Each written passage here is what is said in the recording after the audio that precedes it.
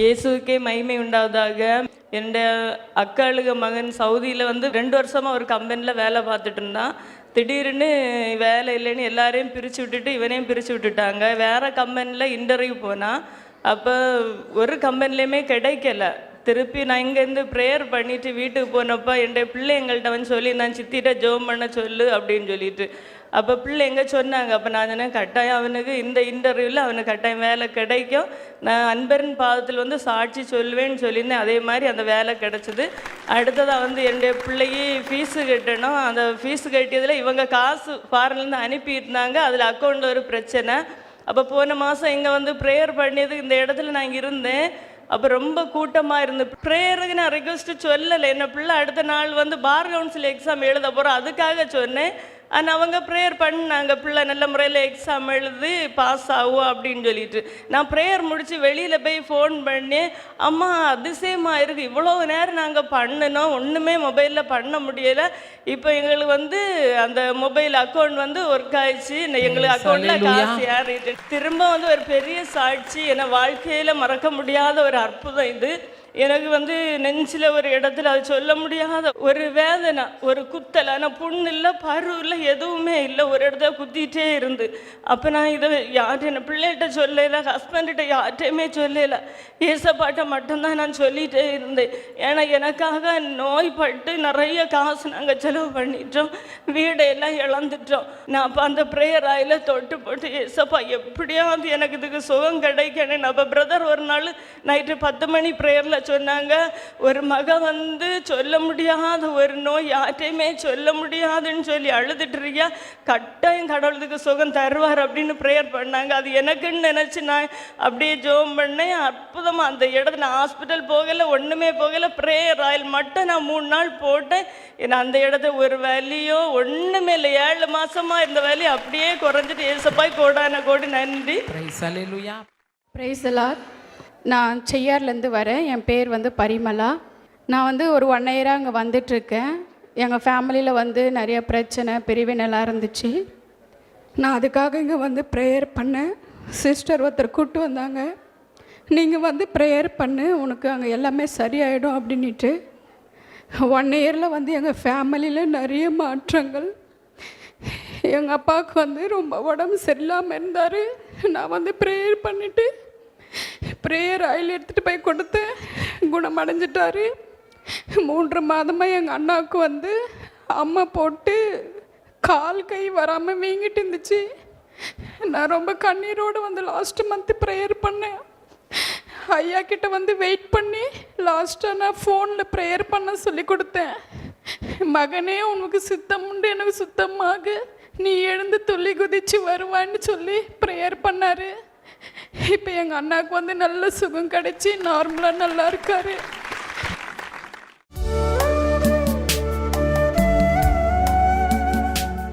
கிறிஸ்துவுக்குள் மிகவும் பிரியமான எனதருமை சகோதர சகோதரிகளே, நம்மை சிருஷ்டித்தவரும் நம்மை உண்டாக்கினவரும் நம்மை ஒருபோதும் மறந்து போகாதவருமாகிய இயேசு கிறிஸ்து இணையற்ற நாமத்தினால உங்கள் எல்லாரையும் வாழ்த்தி ஆசீர்வதிக்கிறேன். அல்லேலூயா. எல்லாரும் சந்தோஷமாக இருக்கீங்களா? இன்றைக்கி நிறைய பேருடைய இருதயத்தில் இது எப்போ நடக்கும், இது எப்போ நடக்கும், இது எப்போ நடக்கும் அப்படி நிறைய கொஸ்டின் மார்க்லேயே இருக்கிறீங்க. அந்த கொஸ்டின் மார்க்கு ஆன்சர் தான் இந்த நாள் மங்கள வார்த்தை. ஹல்லேலூயா. ஆமாம், இன்னைக்கு செய்திக்கு தலைப்பு எப்பொழுது மாறுதல். சிலர் சில மாற்றத்தை எதிர்பார்த்து கொண்டிருக்கிறீங்க. இந்த காரியம் இப்படி மாறினா நல்லா இருக்குமே, இந்த காரியத்தில் இப்படி ஒரு சேஞ்ச் வந்தால் நல்லா இருக்குமே, என் பிள்ளைக்கு லைஃப் நல்லா இருக்குமேன்னு ஏதோ ஒரு மாற்றத்தை எதிர்பார்த்துட்டு இருக்கிறீங்க. எப்பொழுது மாறுதல் வரும் என்று யோபு கேட்டிருந்தான். ஒரு நல்ல வசனம், யோபு 14:14 வாசிங்க பார்க்கலாம். மனுஷன் செத்தபின் பிழைப்பானோ, எனக்கு மாறுதல் எப்பொழுது வரும் என்று, எனக்கு மாறுதல் எப்பொழுது வரும் என்று, எனக்கு குறிக்கப்பட்ட போராட்டத்தின் நாளெல்லாம், எனக்கு குறிக்கப்பட்ட போராட்டத்தின் நாளெல்லாம் நான் காத்திருக்கிறேன். நான் சொன்னேன், அந்த விடிவு இல்லைன்னா மாற்றம் அப்படின்னாலே ஒரு காத்திருக்கிற நேரம் அப்படின்றான். யோபுடைய வாழ்க்கையில் எல்லாவற்றையும் இழந்து விட்டான். பிள்ளைகள் மரித்து போனது, செல்வங்கள் எல்லாவற்றையும் இழந்து ஒரு சாம்பலில் உட்கார்ந்து ஓடெடுத்து சுரஞ்சிட்டு இருக்கிறான். சரீரம் முழுவதும் புண்கள். உடம்பெல்லாம் எரியுது, ஓடு எடுத்து சொறிகிறான். ஏன்னா கையெடுத்து சொரிய முடியலை, அந்த அளவுக்கு கொடூரம். ஓடுன்னா உங்களுக்கு தெரியுமா, மண்ணில் செய்த பானை இந்த இதெல்லாம் பண்ணக்கூடிய அதில் உள்ள அந்த துண்டுகள் தான் ஓடுன்னு சொல்லுவாங்க. அந்த ஓடு எடுத்து உடம்பெல்லாம் சொரிஞ்சிட்டு இருக்கிறான். என் அன்பு தேவனுடைய பிள்ளைகளை, இப்படிப்பட்ட சூழ்நிலையிலும் அவன் நம்பிக்கை இழக்கவில்லை. என்ன போராட்டம் வந்தாலும் இன்னைக்கு ஒரு காரியத்தை ஆண்டவர் கற்றுக் கொடுக்குற, நம்பிக்கையை மட்டும் இழந்துடாதீங்க. அவன் நம்பிக்கை இழந்து போகல. அதனாலதான் அவன் ஆண்டவருடைய சமூகத்துல சொல்லுகிறான், எனக்கு எப்பொழுது மாறுதல் வரும் என்று குறிக்கப்பட்ட போராட்டத்தின் நாளுக்காக நான் காத்திருக்கிறேன் அப்படின்னு அவனுக்கு தெரியுது. கண்டிப்பா ஒரு மாற்றம் வரும். Changes will come. அவனுக்கு தெரியும், கண்டிப்பா மாற்றம் வரும். இன்னைக்கு நான் கஷ்டப்படுறேன், ஆனா நாளைக்கு நான் நல்லா இருப்பேன்ற ஒரு நம்பிக்கை அவனுக்கு இருந்தது. சிலர் கிண்டல் பண்ணும் போதெல்லாம் சொல்லுவாங்க, நீ நல்லா கிண்டல் பண்ணி, எனக்கும் ஒரு காலம் வரும். அது சாதாரண வார்த்தை இல்லைங்க, அது நாவில இருந்து வர்ற வார்த்தை இல்லை, உதட்டில இருந்து வர்ற வார்த்தை இல்லை, அந்த உள்ளத்தில் இருந்த அந்த நம்பிக்கையின் உச்சக்கட்ட வார்த்தை தான். எனக்கும் ஒரு காலம் வரும், அப்ப நான் பேசிக்கிறேன். எனக்கு ஒரு நாள் வரும், அப்ப நான் பேசிக்கிறேன். அந்த நம்பிக்கை இன்றைக்கு உனக்கு இருக்கிறதா? கட்டாயம் இந்த காரியத்தில் எனக்கு ஒரு மாற்றம் வரும் என்கிற நம்பிக்கை யோபுவுக்கு இருந்தது. அவன் நம்பிக்கை வீண் போகவில்லை. குறித்த நாள் வந்தது. யோபு தன் சிநேகிதர்களுக்காக ஜெபித்த பொழுது யோபுனுடைய சிறையிருப்பை கர்த்தர் மாற்றினார். ஹல்லேலூயா! யோபு தன் சிநேகிதர்களுக்காக ஜெபித்த பொழுது யோபுனுடைய சிறையிருப்பு மாறிச்சு. அவன் இழந்து போன எல்லாவற்றையும் 2 மடங்காக திருப்பி கொண்டான். ஹல்லேலூயா! அப்படின்னா என்ன அர்த்தம்னா, நீ அதிகமா உபத்திரவப்படுகிறது எதுக்கு அடையாளம்னா, இரட்டிப்பான ஆசீர்வாதங்களை பெறுவதற்கு நீ ஆயத்தமாகி கொண்டிருக்கிறாய். எத்தனை பேர் ஆமேன்னு சொல்ல முடியும்? நிறைய பேர் இழப்புன உடனே நொந்து போறீங்க. இல்லைங்க, ஆண்டவருடைய ஃபார்முலா இழப்பு என்பது 0 அல்ல, இழப்பு என்பது இரட்டிப்புக்கு அடையாளம். ஆமென். உலக அர்த்தமெட்டிக் கணக்குக்கும் பிப்ளிக்கல் கணக்குக்கும் வித்தியாசம் இருக்குது. உலக பிரகாரமான இழப்பு அப்படின்னாச்சுன்னா 0, அவ்வளோதான். அவன் ஓட்டாண்டி ஆயிட்டான், போண்டி ஆயிட்டான், முடிஞ்சு போச்சு. ஆனால் ஆண்டவருடைய கணக்கு என்னன்னா, நீ 0 ஆயிட்ட, ஒண்ணுமில்லாம ஆயிட்டேன்னா அடுத்து இரட்டிப்பானதை கர்த்தர் கொடுப்பதற்காக உன்னை காத்திருக்க வைத்திருக்கிறார் என்ற அர்த்தம். ஹல்லேலூயா! அதான் யோபுடைய வாழ்க்கையில நடந்தது. அவன் இழந்து போன எல்லாவற்றையும் 2 மடங்காக திருப்பி கொண்டான். இன்னைக்கு நீ இழந்து போனதை மீட்டு கொடுக்க ஆண்டவர் கூட்டிட்டு வரல, இழந்து போனதை இரட்டிப்பாக திருப்பி கொடுப்பதற்கு. ஆமென். என் அன்பு தேவனுடைய பிள்ளைகளே, ஒரு முறை ஒரு தம்பி சொன்னாரு, ஐயா, எனக்கு நியாயமா வர வேண்டிய ப்ரொமோஷனை ஒரு பொண்ணு, இவருக்கு ரொம்ப ஜூனியர்ல இருக்கிற ஒரு பொண்ணு, அவளுக்கு குவாலிஃபிகேஷன் என்னை விட கம்மி, திறமை என்னை விட கம்மி, எக்ஸ்பீரியன்ஸ் என்னை விட ரொம்ப ஜூனியர், எந்த ஒரு சூழ்நிலையிலும் அவளுக்கு கிடைப்பதற்கான தகுதியில் அட்லீஸ்ட் என்னோட அவள் ரொம்ப ஞானமுள்ள பிள்ளையா இருக்கணும், இல்லை ஏதோ ஒன்று அவள் நல்லா சாதிச்சிருக்கணும், ஒன்றுமே இல்லை, கத்துக்குட்டி எல்லாம் அவளுக்கு சீனியர் ஆஃபீஸர்னு திட்டுவாங்க. ஆனால் எப்படி இந்த போஸ்ட் அவளுக்கு போச்சு எனக்கு தெரியவே இல்லை அப்படின்னு சொல்லிட்டு சொன்னார். இன்னொரு காரியமும் சொன்னார், நாம் சேர்ந்து இத்தனை வருஷம் ஆச்சு, இப்போ சேர்றவங்களுக்கெல்லாம் எடுப்பிலே இவ்வளவு பேசிக் பே இவ்வளவு, அவங்க மடமடன்னு ஏறி போகிறாங்க. நான் அதே குவாலிஃபிகேஷனில் அந்த காலத்தில் சேரும் பொழுது மினிமம் பேசிக் பே ரொம்ப கம்மி, இப்போ கூட அவங்களுக்கு ஈக்குவலாக தான் நான் வாங்கிட்டு இருக்கிறேனே தவிர எனக்கு இத்தனை வருஷம் இருந்ததுக்கு அர்த்தமே இல்லாமல் போச்சு அப்படின்னாரு. அப்போ அந்த மகனுடைய வார்த்தை எனக்கு கொஞ்சம் மனசு கஷ்டமாக. நான் ஆண்டவர்கிட்ட, ஆண்டவரே நீ நீதி செய்கிற நியாயாதிபதி, எப்பவுமே மங்கள வார்த்தை தான் சொல்லி அவங்கள ஜெபம். அப்போ அந்த தம்பி ஜெபிக்கும் பொழுது லூக்கா 18:7-8 ஆண்டவர் கொடுத்தார். இரவும் பகலும் என்னை நோக்கி கூப்பிடுகிற என்னால் தெரிந்து கொள்ளப்பட்ட பிள்ளையாகிய உன்னுடைய விஷயத்திலே நான் நீடிய பொறுமையுள்ளவராயிருந்தாலும் நியாயம் செய்யாமல் இருப்பேனோ, இதோ சீக்கிரத்திலே உனக்கு நியாயம் செய்வேன் சொல்லார். இதோ சீக்கிரத்திலே உனக்கு நியாயம் செய்வேன் என்று உன்மேல் மனதுருகுகிற கர்த்தர் சொல்லுகிறார். இந்த வார்த்தையை பிடிச்சிட்டு போ, உனக்கு சீக்கிரத்துல நியாயம் கிடைக்கும் அப்படின்னு சொல்லி அவரை சொல்லி அனுப்பிட்டேன். என்ன நடந்துச்சுன்னு பார்த்தா, இவருடைய நேமம் அமெரிக்காவில் ஒரு ப்ராஜெக்டுக்காக வேண்டி ஆன்சைட்டுன்னு சொல்லுவாங்க, ஐடியில் இருக்கிற பிள்ளைங்களுக்கு தெரியும். இவருக்கு இந்த ப்ரொமோஷனை கொடுத்து இங்கே ஹோல்டு பண்ணாமல் ப்ரொமோஷனோட இவர் ஆன்சைட்டுக்கு அமெரிக்காவுக்கு போகிறதுக்காக வேண்டி ஆண்டவர் அவரை ஹோல்டு பண்ணி வச்சிருக்காரு. ஹல்லேலூயா! 2 மாசம் கழிச்சு சொல்றாரு, நான் அந்த ஜாப்ல ப்ரொமோட் ஆயிருந்தேன்னா என் பேர் இப்ப அந்த லிஸ்ட்ல வந்திருக்காது. ஆனா என் ஆண்டவர் கொடுத்த அந்த வார்த்தையின்படி நான் பொறுமையாய் காத்திருந்தேன், ஜெபித்து கொண்டிருந்தேன். இப்ப என்ன ஆன்சைட்ல அமெரிக்காவுக்கு அனுப்பிட்டாங்கன்னு சொல்லி அந்த தம்பி சொன்னார். அல்லேலூயா. எதுக்கு இந்த உதாரணங்களை கரெக்டா அந்தந்த இடத்துல அவங்களுக்கு உச்சரிக்கிறேன்னா, இந்த ஃபார்முலா ஒன்னும் இல்லாத ஜீரோ ஃபார்முலா எதுக்கு அடையாளம்னா, இரட்டிப்பான ஆசீர்வாதங்களை நீ பெற்றுக்கொள்வதற்கு. ஜீரோக்கு கீழே -0 கிடையாது. ஜீரோக்கு கீழே -0ன்னு யாராவது சொல்லுவாங்க. ஜீரோன்னா அதுதான் இருக்கிறதுல லோயஸ்ட் கிரேட். நீ ஜீரோல லோயஸ்ட் கிரேட்ல இருக்கிறீங்கன்னா ஆண்டவர் உன்னை ஹையஸ்ட் கிரேடு கொண்டு போவதற்கு ஆயத்தப்படுத்துகிறார் என்று அர்த்தம். என் அன்பு தேவனுடைய பிள்ளைகள், அந்த தம்பி சொன்ன சாட்சியில கரெக்டான வார்த்தையை சொல்றேன். நான் ஒருவேளை அன்னைக்கு அதுல ப்ரமோட் பண்ணி போயிருந்தேன்னா இன்னைக்கு என்னுடைய பெயர் இந்த ஆன்சைட் லிஸ்ட்ல இருந்திருக்காது. ஏன்னா அது அந்த டீமை மேனேஜ் பண்ணக்கூடிய உள்ளுக்குள்ளே இருக்கிற போஸ்ட்டு. இங்கே இருக்கிறவங்களெல்லாம் எடுத்து எப்போவுமே வெளிநாட்டுக்கு அனுப்பான். எனக்கு வித் ப்ரமோஷனோட ஆண்டவர் என்னை அமெரிக்க தேசத்துக்கு கொண்டு போகிறார். ஹல்லேலூயா. அன்பு தேவனுடைய பிள்ளைகளை, இன்னைக்கு ஆண்டவர் உங்க மனசு நொந்து போன நிலைமையில இருந்தா ஏதோ ஒரு ஆசீர்வாதத்திற்காக உன்னை காத்திருக்க வைத்திருக்கிறார். யோபுக்கு அன்னைக்கு வேதனையா தான் இருந்த மனைவி சொல்றா, எதுக்குடா இந்த ஆண்டவரை நீ இன்னும் கூப்பிட்டு இருக்கிற, இன்னும் கும்பிட்டு இருக்கிற, பேசாம இந்த ஆண்டவரை தூசிச்சிட்டு செத்து போ, ஜீவனை விடு. அப்படின்னா என்ன அர்த்தம்? நான் நம்ம பாஷையில சொன்னா பேசாம நாண்டுகிட்டு சாவுன்னு சொல்றான் மனைவி. இதுக்கு மேல எதுக்கு உயிரோட இருக்கிற? இந்த தெய்வத்தை பிடிச்சிட்டு எதுக்கு இருக்கிற? அவன் சொன்னான், உயிரே போனாலும் இந்த தெய்வத்தை நான் விட மாட்டேன். அவராகவே என்னை கொன்று போட்டாலும் நான் அவர் மேலதான் நம்பிக்கையா இருப்பேன். நீ சொல்றபடி அவரை தூசிச்சுட்டு எல்லாம் நான் சாவ மாட்டேன். அவர் கையாலே நான் செத்தாலும் பரவாயில்ல, அவரை மட்டும் நான் விட மாட்டேன். ஹல்லேலூயா.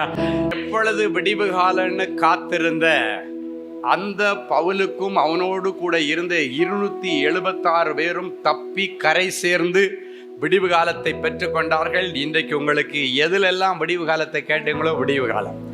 2வது, எப்பொழுது மாறுதல் வரும் என்று கேட்டுக்கொண்டிருந்த யோபுவுக்கு அந்த உபத்திரவத்தின் முடிவு நாளுக்காக காத்திருந்தான். அந்த முடிவு நாள் வந்த பொழுது இரட்டிப்பான ஆசீர்வாதங்களை கொடுத்தார். அதே போல எப்பொழுது எனக்கு மாறுதல் வரும் என்று கேட்டுக்கொண்டிருக்கிற உங்களுக்கு இரட்டிப்பான ஆசீர்வாதங்களை கர்த்தர் கொடுப்பார். உன்னுடைய தரித்திரம், பஞ்சம், கடன் எல்லாவற்றையும் கர்த்தர் மாற்றுவார். 3வது, ஒருத்தன் எப்பதான் இனி என் குடும்பத்துக்காக சம்பாதிப்பதுன்னு ஒரு கேள்வி கேட்டான். யாரை பார்த்து? அவங்க முதலாளியை பார்த்து. என்ன கேட்கிறா? என் குடும்பத்துக்கு நான் எப்பதான் சம்பாதிக்கிறது? எப்பொழுது என் குடும்பத்திற்காக சம்பாதிப்பது? அப்படின்னா ஒரு குறிப்பிட்ட ஸ்டேஜ் வரைக்கும் பொறுப்பில்லாதவனா இருந்தான். பொண்ணுக்காகவே ஓடினான் 14 வருஷம். இப்ப அந்த பொண்ணு கிடைச்சிருச்சு. இப்ப அவன் கேட்கிறான், என் குடும்பத்திற்காக நான் எப்பொழுது சம்பாதிப்பது? எனக்குன்னு இப்ப குடும்பம்னு ஒண்ணு வந்துருச்சு, என் குடும்பத்துக்காக நான் எப்ப சம்பாதிப்பது?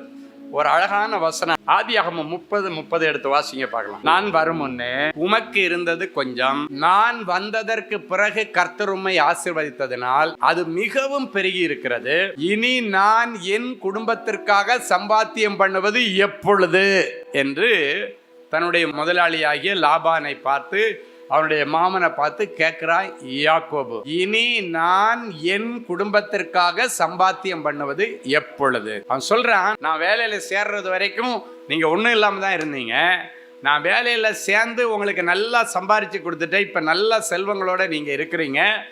நீங்க நல்லா இருக்கிறீங்க, ஆனா நான் இன்னும் நல்லா இல்லை. நான் சம்பாரிச்சு கொடுத்து நீங்க நல்லா இருக்கிறீங்க, சம்பாத்தியத்துக்கு உதவியா இருந்த நான் இன்னும் நல்லா இல்லை. எனக்குன்னு இப்போ ஒரு குடும்பம் ஆயிடுச்சு. என் குடும்பத்திற்காக நான் எப்பொழுது சம்பாத்தியம் பண்ணுவது? சொல்லிட்டான், நமக்கு உங்க சரிப்பட்டு வராது. நான் ஊர்ல போய் என் மனைவி பிள்ளைகளை வச்சுட்டு நான் குடும்பம் நடத்துறேன், அங்க நான் போய் ஏதாவது தொழில் பண்றேன். அப்ப இந்த கேள்வி கேட்டதற்கு பிறகுதான் விடிவு காலம் வருகிறது.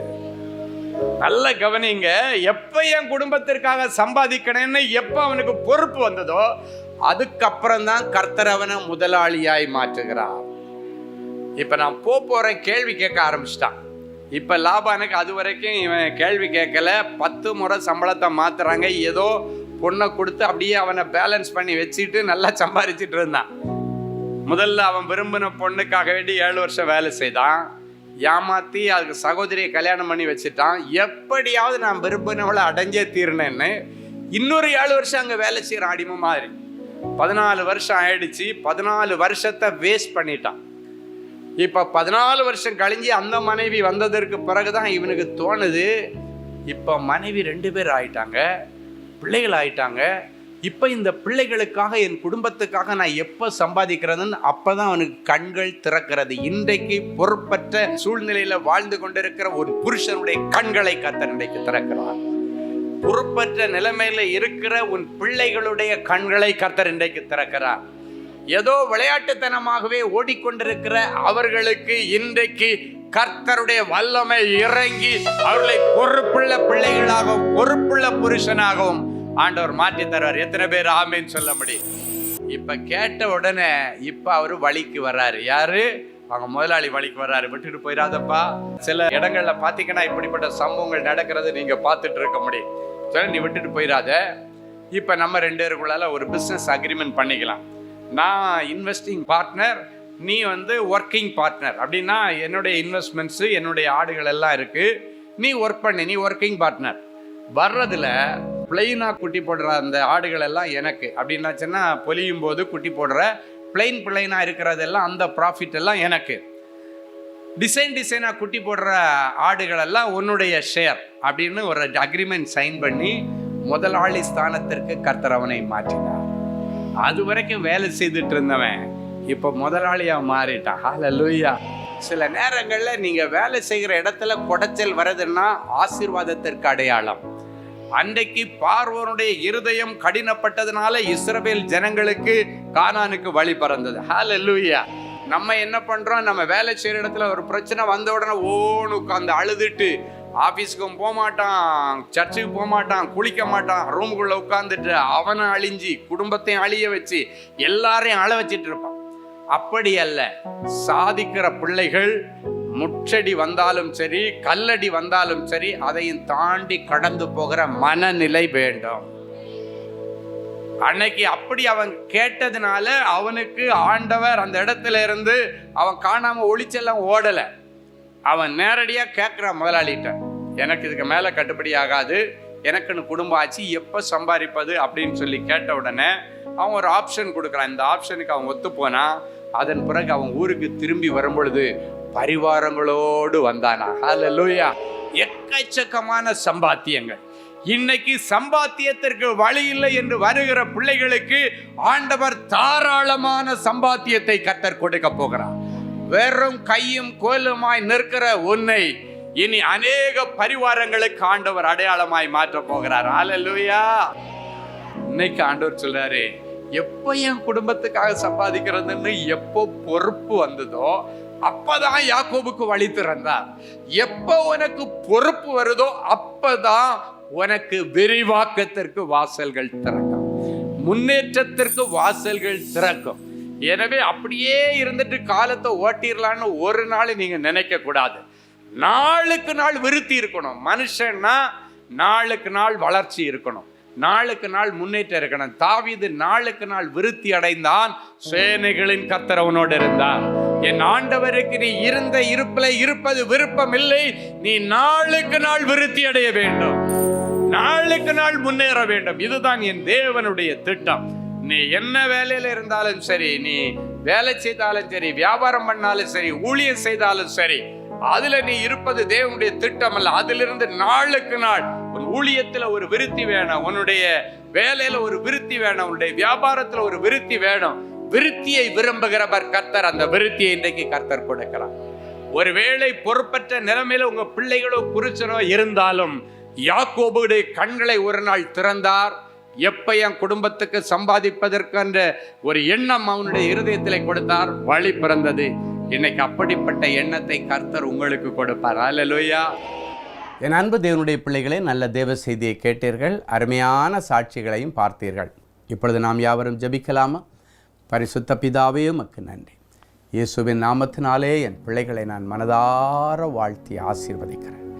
எனக்கு எப்பொழுதும் மாறுதல் வரும், முன்பிருந்த சீரிருந்தால் நலமாயிருக்குமே என்று யோபு ஜெபித்தது போல அநேக பிள்ளைகள் இந்த நிகழ்ச்சியை பார்த்து கொண்டு என் வாழ்க்கையில் எப்பொழுது ஒரு மாற்றம் வரும், என் வாழ்க்கையில் இதே போல் ஒரு அற்புதம் எப்பொழுது நடக்கும், என்னுடைய வாழ்க்கையில் இதே போல் ஒரு அதிசயம் நடக்குமா என்றெல்லாம் அநேக கேள்விகளோடு நிற்கிற என் பிள்ளைகளை பார்த்து ஆண்டவர் சொல்லுகிறேன், நிச்சயமாக முடிவு உண்டு.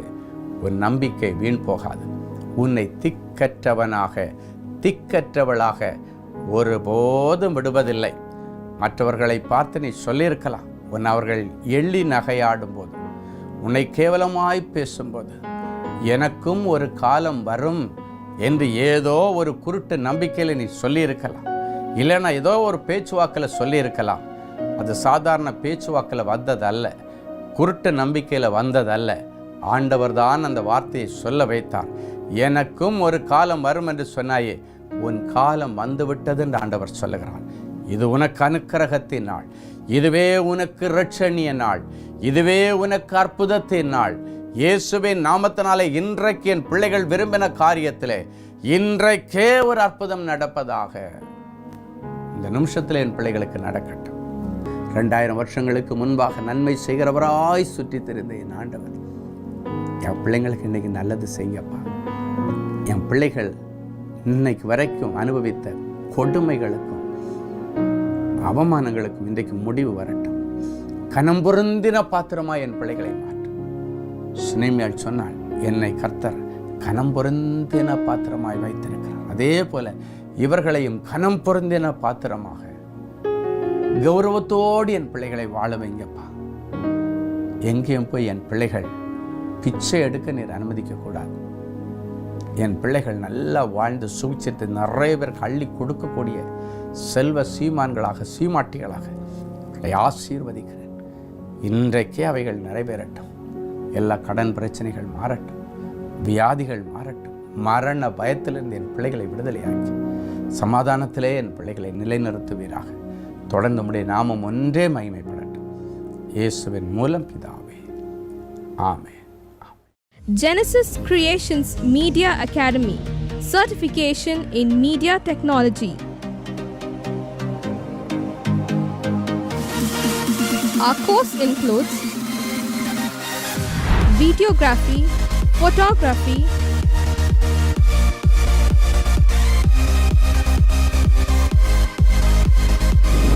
live video mixing,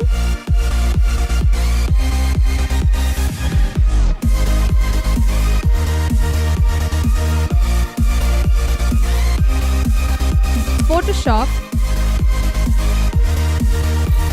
live sound mixing,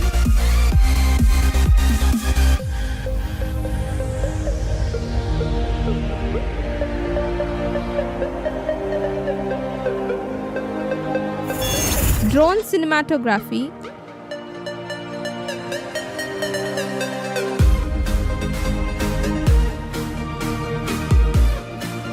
and video editing.